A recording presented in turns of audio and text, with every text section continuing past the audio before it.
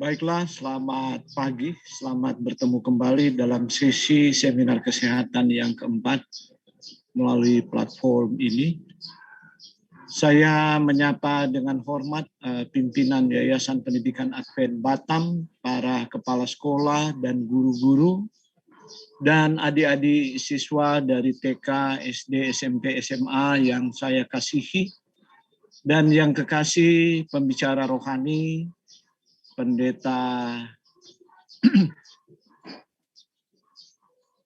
para pendeta yang hadir di platform ini. Baik, saya akan share screen dulu. Nah, oke, apakah sudah tampil di gadget masing-masing? Host, tolong direspons. Sudah, Pak, sudah. Iya. Jadi, kita tahu dalam beberapa hari ini ada 5 kebutuhan sel hidup. Kita telah membahas oksigen negatif, air, dan sekarang kita akan membahas gizi. Kemudian besok kita akan membahas buang sampah dan bebas racun. Nah, gizi ini terlalu luas, tapi saya mencoba untuk memfokuskan, oleh karena itu saya fokuskan pada gizi untuk anak-anak yang sementara belajar atau gizi untuk otak. Makanan yang memengaruhi otak, pikiran, dan karakter. Otak kita mempunyai berat 2% dari berat badan orang dewasa atau kira-kira 1,36 kg. Menerima 20% curah jantung. Jadi beratnya cuma nggak sampai 1,5 kilo. Tapi 20% dari darah itu otak ambil dan memerlukan 20% pemakaian oksigen. Tubuh dan sekitar 400 kilokalori energi setiap harinya. Jadi otak kita sangat haus dengan energi, sangat haus dengan curah jantung. Jadi 20% di otak yang paling kecil, kemudian sisanya beratnya kalau Anda 50 kg, bayangkan 1,5 kilo itu mengambil 20% dan 48,5 kilo itu 80%. Otak mengatur fungsi dasar tubuh Anda, memungkinkan Anda untuk menafsirkan dan menanggapi semua yang Anda alami dan membentuk pikiran, emosi, dan perilaku. Itu semua pekerjaan dari otak kita.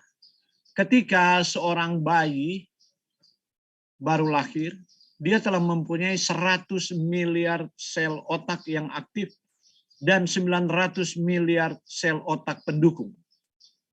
Setiap neuron mempunyai cabang hingga 10.000 cabang dendrit, yaitu sel-sel saraf yang dapat membangun sejumlah 1 kuadriliun atau 1.000 triliun koneksi komunikasi.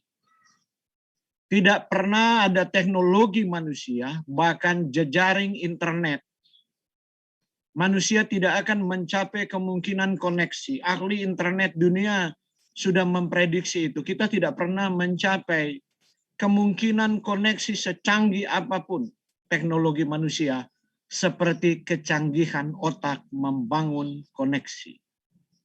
Oke, mari kita lanjut. Dari 100 miliar sel otak aktif itu setara dengan 100 miliar bit informasi, atau gampangnya untuk diingat setara dengan 500 ensiklopedia. Saya baru baca 4 ensiklopedia dunia. Ya. Bagaimana kalau dunia pun tidak punya 500 ensiklopedia. Jadi bayangkan otak kita masuk ke liang lahat, otak itu cuma dimanfaatkan tidak sampai 20%. Kalau semua memanfaatkan otaknya, maka seperti Howard Gardner katakan, ya, the master teaching itu, maka Anda punya kemampuan intelektual yang luar biasa, multiple intelligence. Para guru perlu baca buku itu untuk memotivasi anak-anak mereka. Saya secara jujur mengatakan hanya musik aja saya ketinggalan, sebab saya tidak pernah melatihnya. Tapi seluruh sains, mulai elektronika, fisika matahari, fisika nuklir, dan semua bidang pertanian, bidang perikanan, Saya telah melahap habis itu di usia saya 40 tahun. Karena kekaguman saya tentang otak. Bahkan para ahli mengatakan Einstein tidak memanfaatkan 20% dari otaknya sudah jadi seperti Einstein. Setiap hari saya menyimak 10 jurnal dalam berbagai bidang keilmuan yang berkaitan dengan kesehatan. Rata-rata 1 bulan 100 jurnal. Dan itu baca nggak baca dia masuk terus ke internet saya. Jadi saya mesti baca. Ada 540 km per jam kecepatan berpikir. Secepat jumbo jet terbang. Nah, dalam otak yang sangat kecil jaraknya dan tubuh yang sangat pendek, kalau 540 km per jam kecepatan berpikir, minta ampun kecepatan Anda bereaksi untuk berpikir. Kenapa kita jadi lambat? Saya telah melatih dulu adik-adik saya dan jadi legendaris di SMA Pioner Manado. Semua adik saya yang sekolah di sana. Kenapa jadi legendaris? Selalu diceritakan, bahkan mereka udah tamat 20 tahun. Masih diceritakan oleh guru-gurunya. Kenapa? Tiap lomba cerdas cermat tingkat provinsi, guru itu penanya baru tanyakan 2 kata, mereka udah jawab dan jawabannya tepat. Sampai mereka guru-guru lain tanyakan, user melatih bagaimana adik-adikmu? Saya bilang, saya memfungsikan otak mereka dengan benar. Makanannya harus benar, dan padahal saya cuma kasih makan sup kacang hijau dan kol. Nanti sebentar saya kasih tahu. Karena memang waktu kami masuk menjadi Advent, kami dibenci oleh seluruh keluarga, dibuang, jadi sangat miskin. Gitu.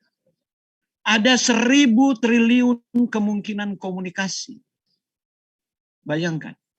Mari kita lihat. Ada 4000 pemikiran setiap 24 jam. Wah, luar biasa. Bayangkan dari 4000 pemikiran ini, kalau ada 10 saja yang original, Anda menjadi penemu. Mau Anda anak desa, mau Anda datang dari mana, cuma dari 4000 pemikiran ini paling banyak anak remaja tuh hayalan tuh, apalagi sudah kesengsem mau pacaran, Anda isi game dan sebagainya. Jangan cuma main game. Ada anak Advent di Amerika. Dia kurang bahagia sebab orang tuanya separate. Itu anak masih SD, tapi sudah diambil oleh raksasa perusahaan industri game di Amerika. Sebab di kelas, bukan SD, SMP dia. Di kelas 11 dia telah membuat 3 macam game. Yang mungkin game yang Anda mainkan. Dan penghasilannya sudah luar biasa. Jadi ada 4000 pemikiran ya. Dan kalau itu pemikiran konstruktif, itu sangat luar biasa. Tapi mengapa banyak pemikiran kita nggak benar? Karena kita memanjakan otak kita. Oke, mari kita lanjut. Otak adalah pusat komunikasi. Jaringan neuron ini mengirim pesan bolak-balik di antara struktur yang berbeda di dalam otak, sumsum tulang belakang, saraf di seluruh tubuh. Intinya adalah dia mengatur segala sesuatu yang kita rasakan, pikirkan, dan lakukan. Untuk mengirim pesan, nah ini dia, intinya di sini, otak itu membutuhkan zat kimia yang dia lepaskan di ujung sinaps seperti ini itu sinaps begini. Dia lepaskan di sini, ini tangkap, itu namanya neurotransmitter. Dan kalau neurotransmitter Anda itu dibentuk oleh makanan yang Anda makan. Kalau makanannya salah, maka walaupun sudah dikirim informasi ini tidak bisa terjemahkan, maka Anda melempem. Jadi yang disebut bodoh itu subjektif. Itu bukan penelitian objektif. Bahkan diberikan oleh dokter-dokter pendidikan yang saya sudah baca. Kemampuan anak itu tidak pernah dipertimbangkan neurotransmitternya. Hanya dipertimbangkan apa yang guru ajar, berapa lama anak itu belajar, rentang konsentrasinya. Walaupun dia konsentrasi, kalau di neurotransmitternya ngeblok, maka nggak bisa apa-apa. Neurotransmitter itu harus diperbaiki. Mengapa otak kita menjadi lamban, pikun, dan rusak? Penyebab kepikunan, kurang tidur. Karena itu saya membuat gebrakan. Waktu saya wakase kurikulum, anak-anak semua di asrama harus tidur. Jam 9. tidur lebih pagi lebih bagus, makan harus sore hari di waktu jam ujian. Kemudian mereka nanti bangun 3:30 dan mulai belajar. Satu kesalahan besar, anak belajar sampai malam hari, sampai tidur telat. Besok dia lupa semua itu informasi. Sebab otak itu stres, terlalu banyak radikal bebas. Itulah sebabnya dia seperti toki kendi di dalam ruangan. Apa yang dia sudah tahu tadi malam nggak bisa dikeluarkan. Tapi waktu sudah habis ujian, baru dia keluar sendiri. Rasanya mau stres. Stres berkepanjangan, baru ketidakseimbangan nutrisi otak. Stres berkepanjangan, ada anak. Dari kelas 1 sampai kelas 3 dia ranking, tapi di Eptanas dia tidak lulus. Karena problem di dalam keluarga. Itu stres berkepanjangan. Ketidakseimbangan nutrisi otak. Ada zat kimia berbahaya, konsumsi obat tertentu, kecanduan alkohol dan kafein. Kafein itu, kopi itu sangat merusak otak. Tapi orang nggak rasa otaknya menurun fungsinya. Merokok. Saya sebelum bertobat itu di waktu saya muda, sebelum jadi Advent, ya pecandu kopi, hampir nggak minum air dan perokok. Mulai kembali lagi otak saya ya sekitar ya 10-15 tahun setelah jadi Advent. Kemudian ada penyakit kolesterol kalau sudah tinggi, tekanan darah tinggi, dan diabetes. Ya otak sudah melempem, dan ini penyakit-penyakit yang diderita para eksekutif. Ya, bahkan anggota-anggota dewan, karena itu mereka sampai tengah malam rapat-rapat bertengkar terus, nggak ada pemikiran konstruktif. Nah, habiskan anggaran dan sebagainya. Itu orang-orang punya kolesterol tinggi, semua hipertensi, diabetes, hidup sembarangan. Nah, tidak semuanya memang. Tapi saya pernah jadi orang politik, jadi saya tahu. Nah, otak ya menjadi pikun itu ada bahan kimia tertentu yang memasuki aliran darah. Ringkasnya adalah makanan yang diproses, diberi zat aditif, zat tambahan, pewarna buatan, karbohidrat olahan, ya termasuk nasi putih itu enggak terlalu sehat buat otak. Harus makan nasi beras merah, beras hitam. Gula olahan, jadi kalau mau makan gula, mau manis, manis dari buah lah. Mau manis, makan itu tebu atau air tebu.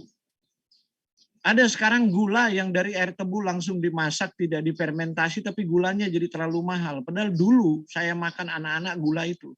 Gulanya warna kecoklatan dan tidak terlalu manis. Sekarang dijual itu, turbinado demerara, tapi mahal sekali. 5-6 kali lipat harga gula. Nah, gula yang ada yang sudah putih bersih itu yang namanya refined sugar. Apalagi soft drink sangat meracuni otak Anda. Baru kemudian kekurangan asam lemak esensial. Anda terlalu banyak lemak jahat. Bahan kimia berikut yang masuk ke otak nanti mengubah fungsi otak, dia mengubah perilaku. Membuat Anda gelisah, Anda resah, mempunyai rentang perhatian yang sangat pendek. Jadi anak bisa berubah perilaku. Lihat aja anak-anak autism misalnya, problem pada otak, perilakunya berubah. Ya. Jadi kadang-kadang ada anak yang agresif dan lain-lain, coba periksa pola makannya dan otaknya apa yang dia racuni ke otaknya. Jadi ada racun tontonan, ya ada racun karena makanan. Tontonan ya film yang dia nonton, game yang dia main. Nah, yang merusak itu lemak trans, berulang-ulang saya ingatkan ini sebab semua kue dipakai itu kecuali kita yakin kita bikin sendiri. Ya. Margarin, ya saya nggak perlu sebut merek. Margarin itu dari lemak tumbuhan diolah menjadi trans fat sintetik ya. Kalau butter itu diambil dari lemak hewani. Lemak trans apa yang dibuat itu? Ya, dia merusak pembuluh darah, sebab dia menyebabkan teroksidasi sehingga vaskularisasi dan plastisitas otak untuk transmisi saraf berkurang. Otak itu sangat plastis ya.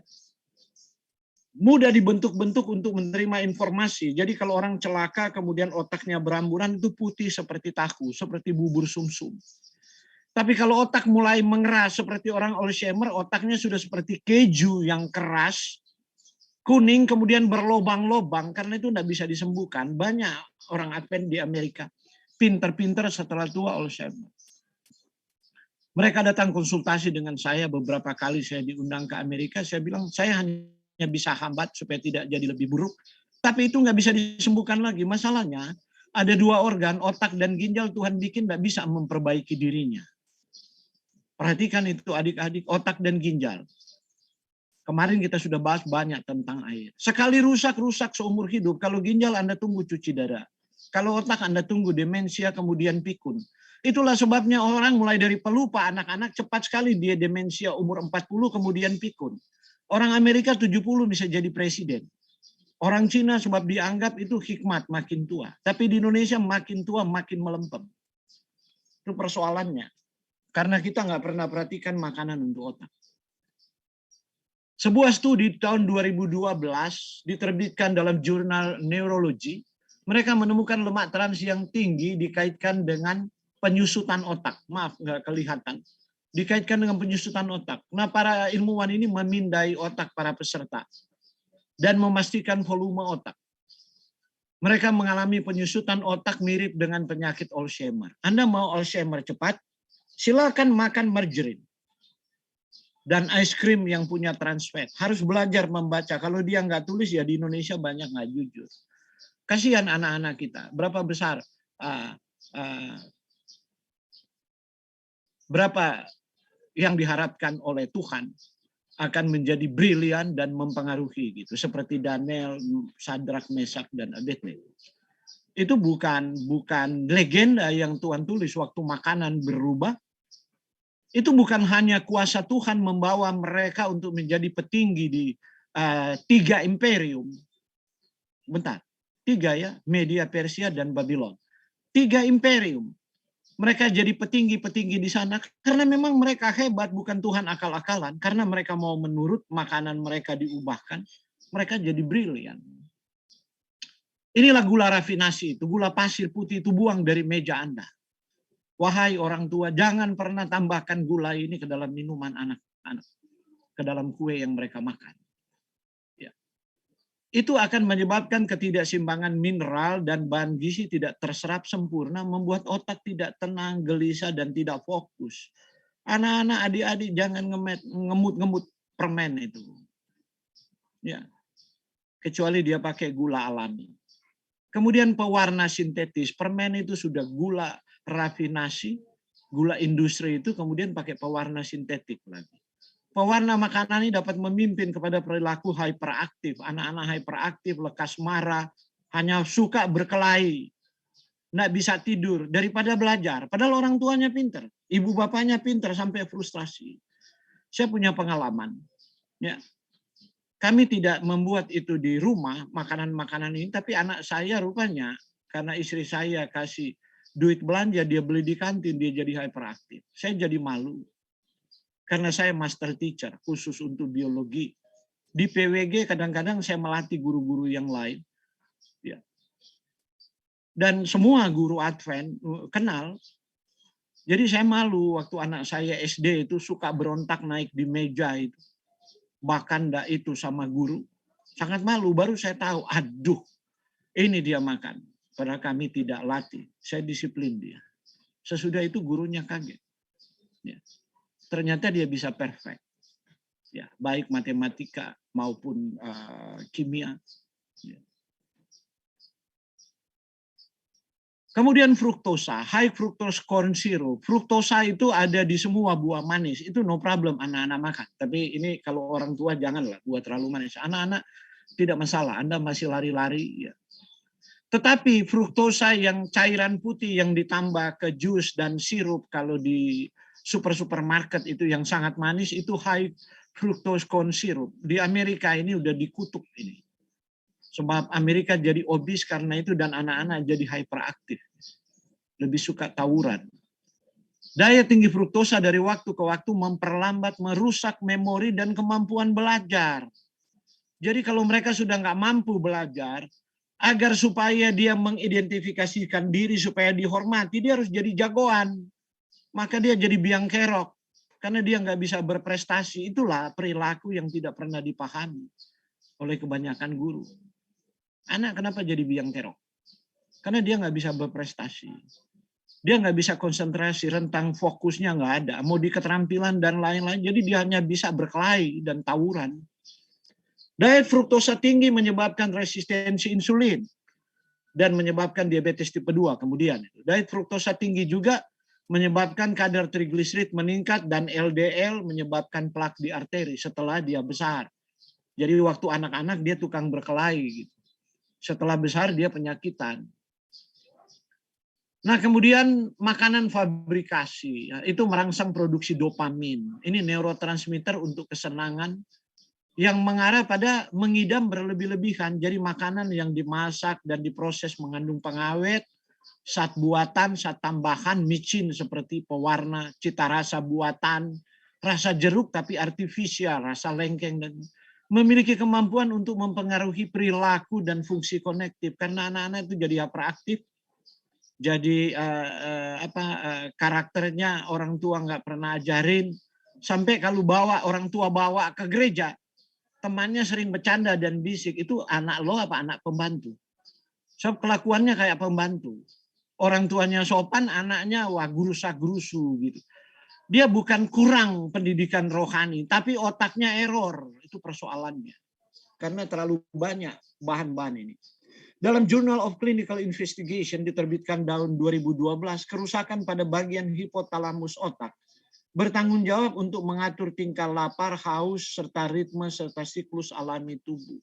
Itu karena konsumsi makanan lemak olahan tinggi, goreng-goreng, trans fat tadi. Nah ini semua proses food itu. Itu campuran terigu, gula, susu, telur, margarin, mentega, coklat. Bukankah ini adik-adik paling suka? Nah ini campuran yang sangat beracun. Tapi Anda tidak rasa, nanti 10 tahun, engkau tamat dari UNAI, tamat dari UNCLAP, bisa aja student, engkau bekerja baru 5 tahun udah melempem. Belum sempat dipromosi jadi general manager, atau ada yang sudah general manager, ada yang datang konsultasi dengan saya. Pak Oruntu tolong saya. Saya jujur, saya dulu di UNAI itu student. Kok sekarang ini saya baru dipromosi begini, baru 2 tahun, saya malu sama saya punya bos-bos orang asing itu. Saya udah melempem sekali loh, sukar sekali konsentrasi. Lu tulis 11 halaman ini, ayo PR, lu tulis apa yang you makan, semakin jujur semakin ketahuan. Baru ketahuan. Jadi dia makan itu dari anak-anak. Nanti kemudian dia rusak mendekati usia 40 tahun. Oke, sudah terlambat, otaknya udah keropong, udah bolong-bolong. MSG, sebuah aditif populer dalam masakan Asia meningkatkan cita rasa. Anda lihat semua camilan anak-anak yang enak pasti pakai itu. Tapi dengan nama-nama kimia yang lain. Sebagai eksitotoksin, MSG terlalu banyak menstimulasi reseptor neurotransmitter ini, menyebabkan penembakan impuls. Sehingga mereka sangat lelah, yang lain jadi hiperaktif dan kemudian mati beberapa jam kemudian. Saraf-saraf itu mati. Untunglah Tuhan sudah buat 1000 neuron itu membentuk satu boton untuk satu kecerdasan. 1000 neuron. Nah bayangkan kita ada 100 miliar ya yang aktif ya. 1000 aja sudah satu kecerdasan. 100 miliar dibagi 1000. Berarti ada 100 juta kecerdasan. Saya sendiri menyadari ya otak saya banyak rusak karena alkohol, kafein, merokok. Saya merokok dari usia 12 tahun ya, saya bukan Advent. Orang tua tidak mendidik di hal-hal rohani. Saya merokok sampai usia 28 tahun. Sesudah itu jadi Advent ya makan trans fat semua. Gluten udah benar dimakan, kemudian dibikin sate, mau dibakar, digosok margarin. Aduh minta ampun. Wah, kemudian ngopi lagi, ngopi kedelai, ngopi jagung. Umur 40 baru saya mengerti, semua itu nggak bisa. Ya. Biji-bijian itu dibikin kopi, dia ada asam lemak tertentu yang dipanaskan dan rusak. Kemudian garam. Garam penting bagi tubuh. Tapi di Jurnal Neurobiology diterbitkan tahun 2011, diet tinggi garam itu menjadi penurunan kognitif lebih cepat di usia tua, itu cepat sekali demensia, jadi pelupa karena suka garam tinggi. Seberapa tinggi? Hanya perlu 3,91 miligram atau 3 gram. 3 gram kira-kira itu sepertiga sendok teh. Ya, jadi jangan banyak garam lah di makanan. Ada orang kadar garam tinggi, cepat pikun, pemarah. Nah, kemudian aspartam, ini gula tambahan. Ya, ada banyak permen dibilang bebas gula gitu kan. Itu pemanis buatan. Dan kemudian program-program penurunan berat badan gitu kan.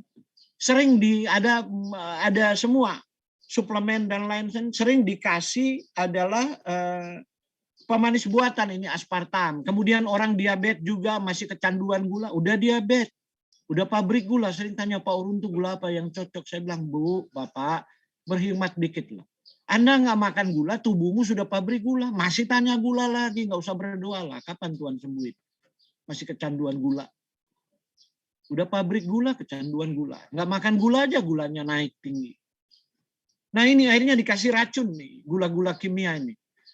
Cuma begitu kan, kalau nggak langsung mati kan nggak bisa disu. Itulah cara berkelit dari industri makanan. Aspartam terbuat dari fenilalanin. Fenilalanin ini melewati sawara darah otak dan mengganggu neurotransmitter tadi. Saya katakan kecerdasan Anda, emosi, perilaku bergantung pada neurotransmitter. Ya. Selain itu, aspartam adalah penekan kimia yang meningkatkan kerentanan otak untuk stres oksidatif, akhirnya bisa cepat pikun dan sebagainya. Satu penelitian yang mengamati efek dari diet tinggi aspartam hanya diberikan 11 mg. 11 mg itu kira-kira sebutir kapsul.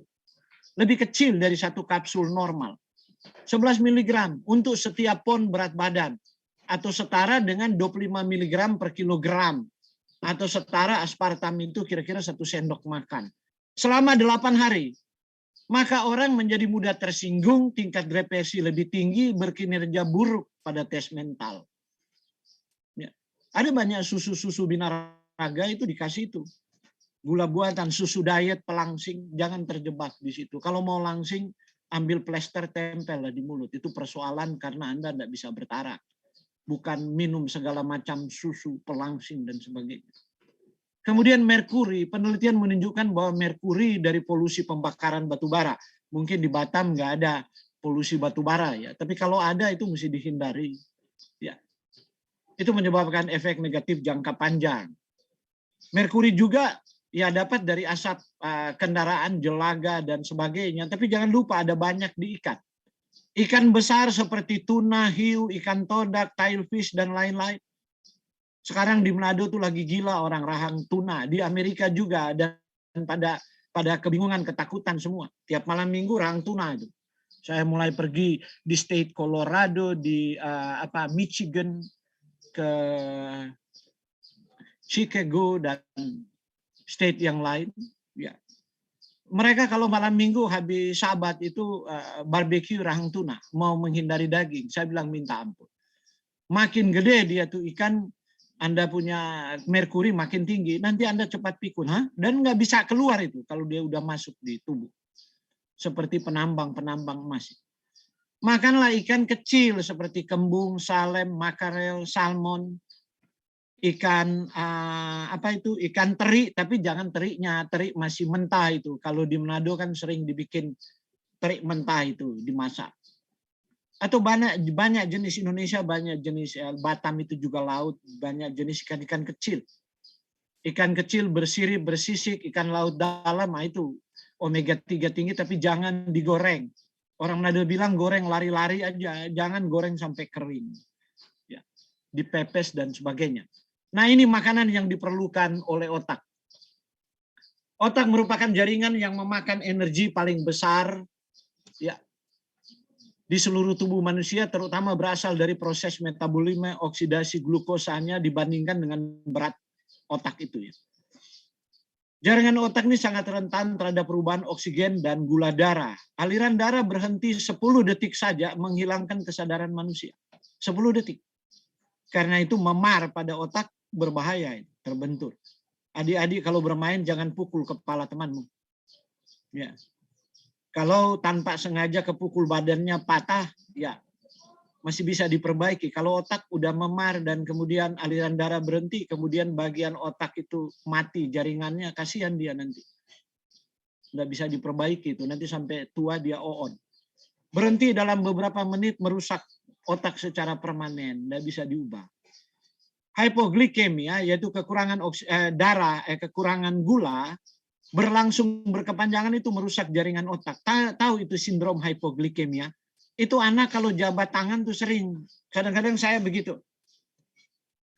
Jabat tangan misalnya hari Sabat. di sekolah ini, anak-anak, tanganmu terlalu dingin, kamu pergi makan dulu. Udah makan, Set.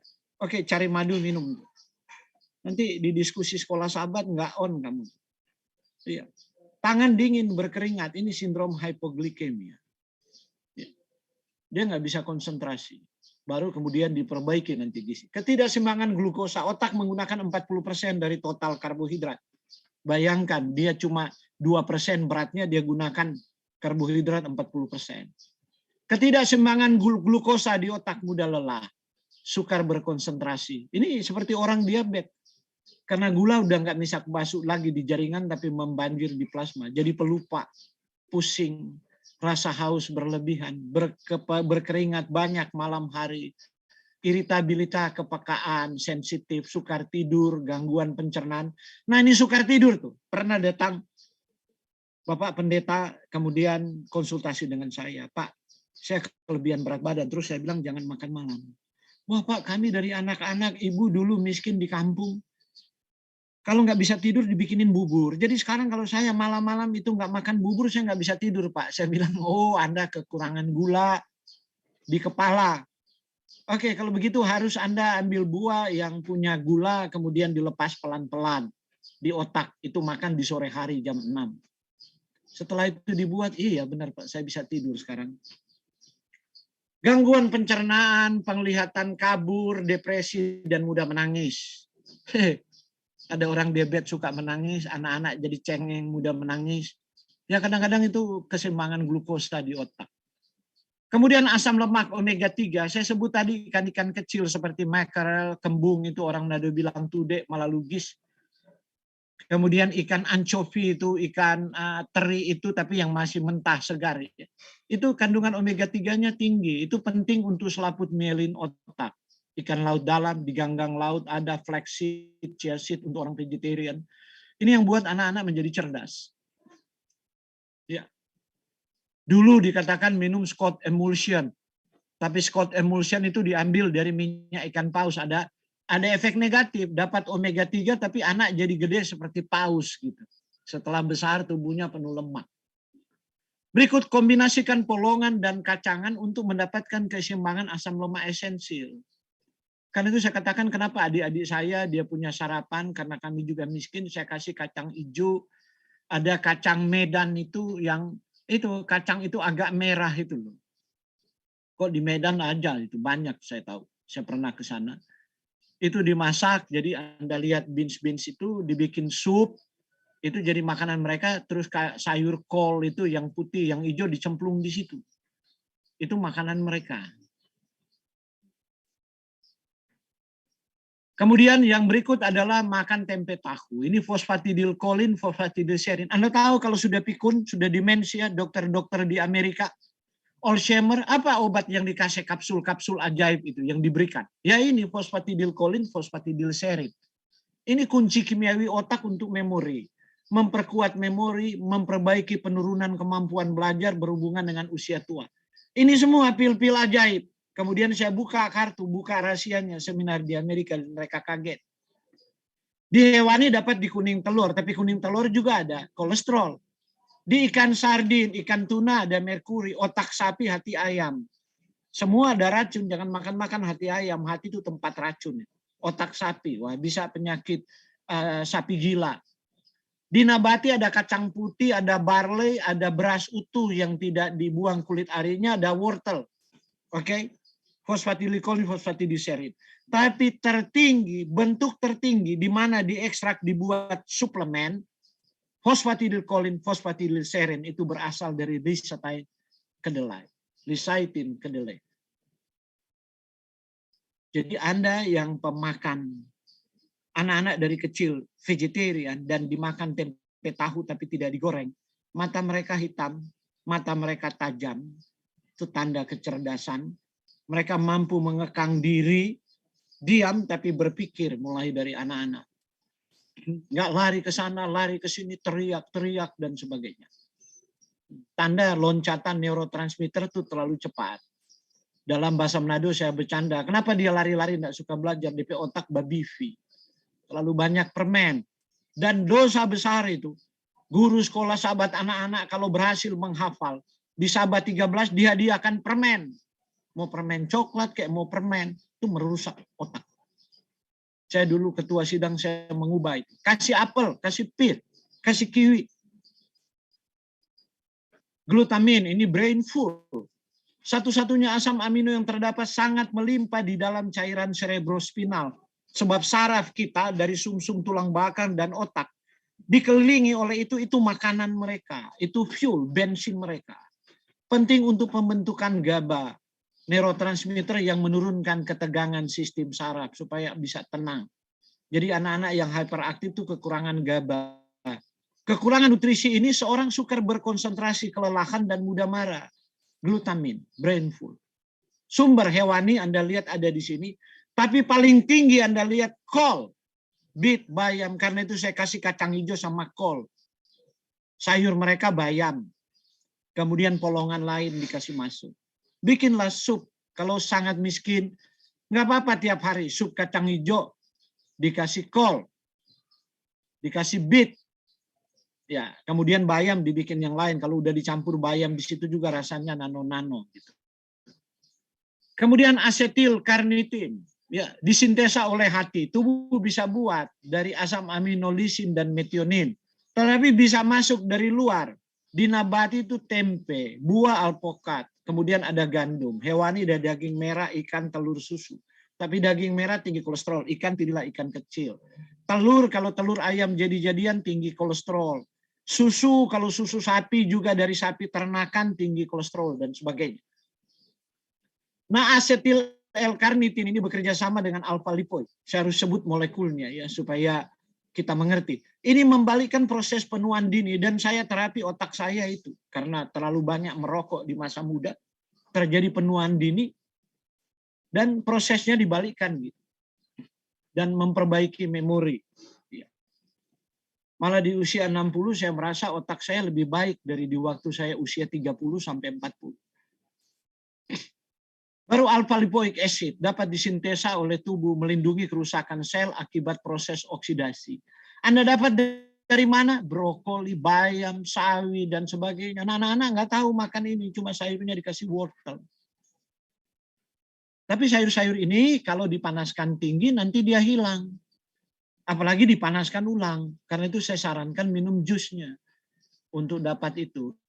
Itulah sebabnya ada orang kanker saya kasih jus sayuran terus bilang, Pak saya nggak bisa tidur. Kenapa? Sakit kepala, capek. Nggak seger sekali, suka mikir. Saya bilang Anda kebanjiran alpha lipoik. Nggak apa-apa, saya bilang. Nah, ya, jadi seger sekali. Kemudian piroglutamat memperbaiki komunikasi di antara belahan otak kanan dan kiri. Ini buah dan sayuran, susu dan ikan. Ini piroglutamat penting untuk Anda jadi jenius. Anda kalau Anda otak terlalu banyak, Anda punya otak kiri, Anda terlalu logis. Tapi Anda jadi seperti ular, hanya bisa lihat ke satu arah. Kalau otak kanan Anda menonjol, Anda pemikirannya konvergen. Ya, kalau tadi divergen. Anda konvergen, kemudian Anda seperti elang melihat dari atas. Tapi kalau dua otak berkomunikasi, Anda bisa jadi jenius. Oke? Anda bisa menemukan sesuatu yang baru. Ya. Baru kemudian pignogenol. Itu banyak di anggur yang berwarna gelap. Buah-buah yang berwarna gelap. Buah apalagi itu? Java plum. Aduh. Bahasa Indonesianya apa buah itu ya? Rasanya sepet-sepet itu. Buah kuno zaman kita anak-anak itu. Kalau dimakan dikocok pakai garam. Itu. Pohonnya gede di hutan. Buahnya bikin bernoda itu. Warna ungu. Ini antioksidan yang menembus sampai ke kapiler otak. Ekstrak biji anggur punya, kulit batang pinus, buah anggur punya, dan buah yang warna ungu itu. Waduh, nama Indonesianya saya lupa itu.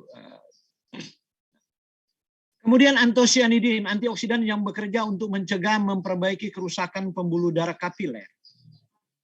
Anda lihat tuh beras hitam, beras merah, jagung hitam, wortel ungu, ubi ungu. Karena itu kenapa saya suruh makan ubi ungu ketimbang Anda beli blueberry. Jagung hitam mulai ditanam di Indonesia tapi masih mahal. Wortel ungu belum dijual. Tapi beras ungu, beras hitam itu, beras merah ya. Semakin hitam dan kalau dimasak jadi hitam semua, itu mencerdaskan. Anak saya gelar sarjananya itu meneliti itu beras hitam. Kemudian vitamin dan mineral. Otak itu perlu vitamin B6 di sayuran, asam folat di sayuran, vitamin B12 bisa dapat dari telur, bisa dapat dari ikan, magnesium dan zinc. Ya. Kemudian sumber vitamin B12-nya ada daging, ikan, telur, susu tadi. Tapi ada juga ganggang laut, ada barley sprout, dan ada di tempe sebagian. Ya. Jadi kalau ada orang vegetarian kemudian pikun tuh kekurangan B12, terlalu strict vegetarian, dan dia nggak makan ganggang laut. Oke, saya punya closing statement ini. Amsal 22 ayat 3 berkata, kalau orang bijak melihat malapetaka, tadi kita lihat semua yang menyebab malapetaka untuk otak. Sebab otak bukan hanya kecerdasan, jika neurotransmitternya rusak, merubah perilaku dan karakter. Maka Amsal katakan kalau kita lihat itu makanan itu menyebabkan malapetaka, bersembunyilah ia, tetapi orang tak berpengalaman berjalan terus lalu kena celaka. Kalau anak-anak masih kecil itu tanggung jawab orang tua, dan kalau di sekolah tanggung jawab guru. Dan tolong kalau di dining, sekolah berasrama, Tuhan jangan tersinggung saya mau katakan, Tuhan akan minta pertanggungjawaban dari pengawas asrama anak-anak, makanan apa yang diberi makan kepada mereka. Saya periksa ada satu sekolah berasrama, sekolah Advent, anak-anak itu bawa micin di saku mereka. Saya seminar, kemudian apa yang mereka buka tuh dari saku ditabur di makanan. Baru saya lihat micin, langsung seminar besok saya singgung, itu racun bagi otak. Guru-guru harus sweeping itu. Anak-anak harus dididik. Karena apa? Wahyu 22 ayat 4 berkata, dan mereka akan melihat wajahnya dan namanya akan tertulis di dahi mereka. Kalau saya baca dari belakang, begini. Kalau nama Yesus tidak tertulis di dahi mereka, di dahi kita, frontal lobe kita, maka kita akan tidak pernah melihat wajahnya di dalam kekekalan. Artinya kita tidak tiba di sana. Yesus rindu menulis karakternya, menulis namanya di otak kita. Jangan merusakkan otak kita. Pandanglah Yesus, pandanglah penderitaannya. Turn your eyes upon Jesus. Lihatlah ke salib. Penderitaannya, pengorbanannya. Ia memilih mati supaya kita hidup. Dan ia berjanji, aku datang supaya engkau mempunyai hidup dan mempunyai dalam segala kelimpahan. Adik-adik, jagalah otakmu agar supaya engkau mencapai destiny Tuhan, berkarya di atas dunia ini. Menjadi berkat bagi keluarga. Berkat bagi jemaat, berkat bagi banyak orang, bangsa dan negara. Dan kemuliaan bagi nama Tuhan. Amin. Sekian dan terima kasih. Tuhan memberkati.